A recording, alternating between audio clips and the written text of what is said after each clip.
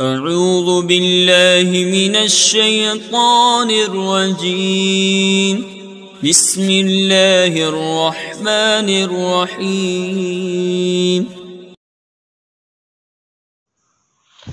بسم اللہ الرحمن الرحیم۔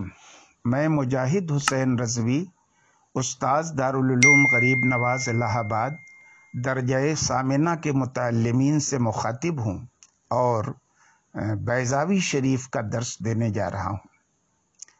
الحمدو کے اعراب سے متعلق آج گفتگو کرنا ہے مفسر کو۔ عبارت جو پڑھانی ہے آج مجھے، پہلے وہ آپ بغور سنیں۔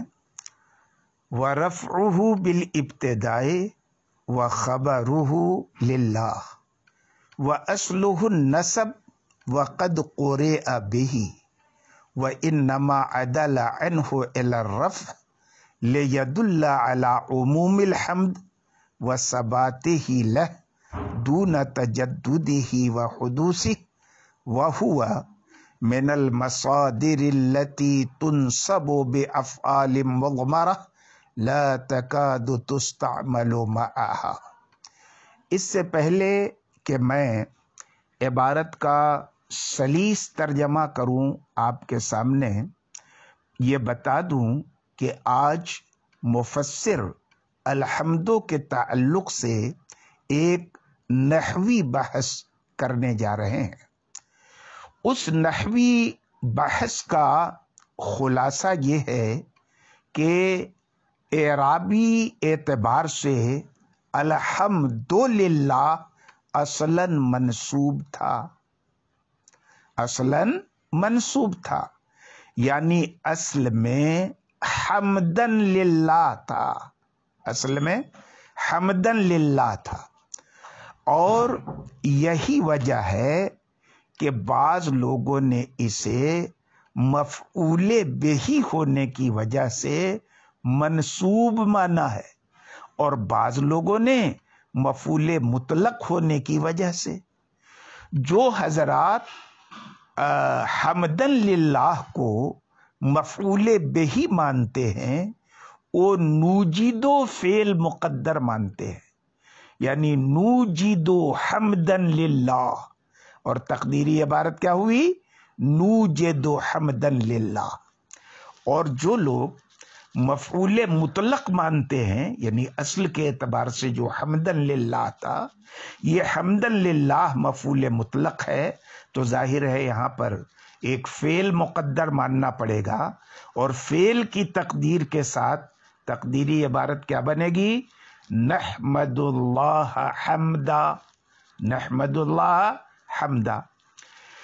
اب یہ دو احتمالات ہو تو سکتے ہیں کہ مفعول بہی ہونے کی بنیاد پر منصوب ہو یا مفعول مطلق ہونے کی بنیاد پر منصوب ہو، لیکن مفعول مطلق ماننا یہ محل کے زیادہ مناسب ہے بمقابلہ مفعول بہی کے، اور اس کے واسطے اب ایک فعل ناصب ہوگا۔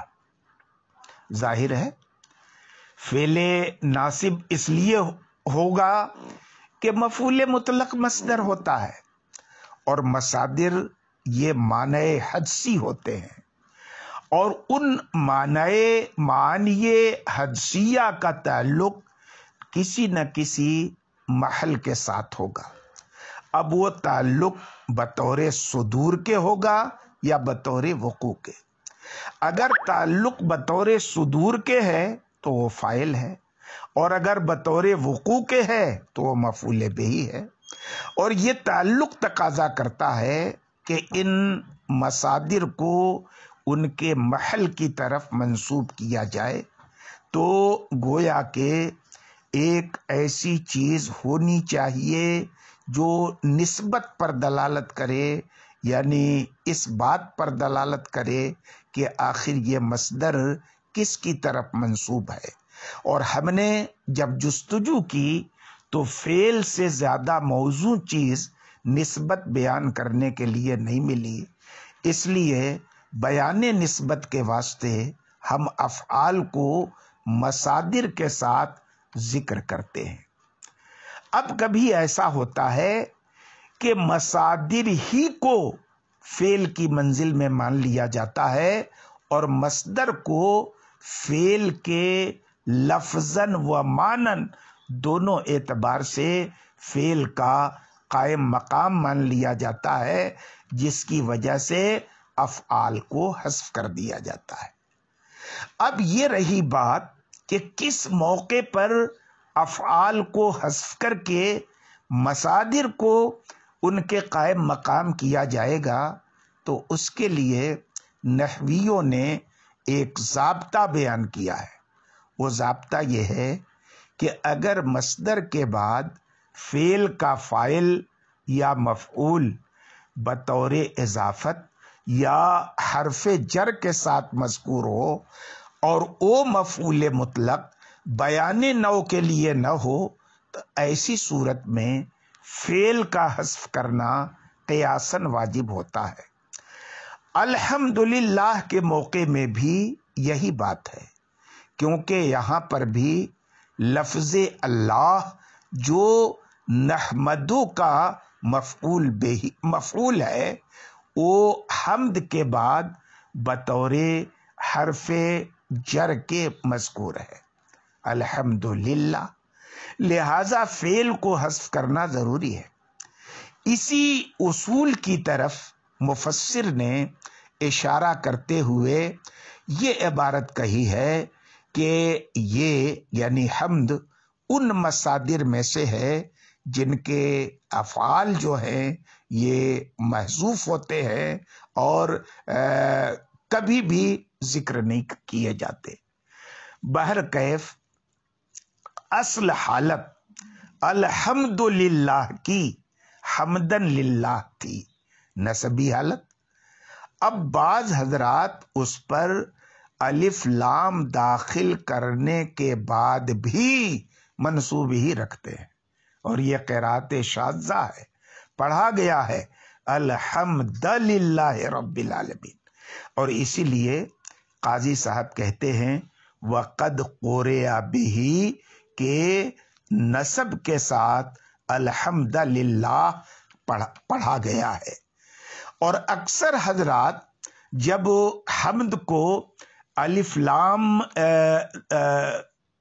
داخل کر کے الحمد پڑھتے ہیں تو ایسی صورت میں وہ منصوب نہیں پڑھتے، بلکہ اس جملے کو جملہ فعلیہ بنانے کی بجائے جملہ اسمیہ بناتے ہیں، بیں طور کہ الحمدو کو مبتدا اور اسم جلالت پر جو حرف جار داخل ہے، یہ جار مجرور سے مل کر چونکہ لام اختصاص کا ہے تو مستحق یا مختص سے متعلق کر کے اسے الحمدو کی خبر بناتے ہیں۔ تو گویا کہ الحمدللہ میں الحمدو کے اندر جو رفع موجود ہے یہ نسب سے معدول ہے رفع کی طرف، اور یہی زیادہ بہتر ہے۔ اب ایک سوال پیدا ہوتا ہے کہ جب اصل میں الحمد منصوب تھا تو نسب سے رفع کی طرف عدول کرنے کا کیا سبب ہے؟ تو جواب اس کا یہ ہے کہ دیکھیے، اگر آپ اس کو جملہ فعلیہ بنائیں مفعول مطلق مان کے، یا چلیے مفعول بہی مان کے جملہ فعلیہ بنائیں، تو اب اللہ کے لیے جو ثبوت حمد ہوگا اور اللہ کے لیے جو حمد ہوگی یہ بطور حدوث اور بطور تجدد ہوگی۔ لیکن اگر آپ اس پر الف لام داخل کر کے اس کو جملہ فعلیہ بنانے کے بجائے جملہ اسمیہ بنائیں گے تو اب اللہ کے لیے حمد کا ثبوت یا اختصاص یہ حدوث اور تجدد کے ساتھ نہیں ہوگا، بلکہ بطور دوام ہوگا اور بطور استمرار ہوگا، ہے نا؟ اور جب جملہ اسمیہ ماننے میں اللہ کے لیے حمد کا ثبوت اور حمد کا اختصاص یہ بطور دوام اور استمرار ہو رہا ہے، اور واقعہ یہی ہے، اس لیے اصل فعل سے عدول کر کے اسے جملہ فعلیہ بنانے کے بجائے جملہ اسمیہ بنا دیا گیا۔ آج کے سبق میں اتنا ہی، باقی کل انشاءاللہ تعالی۔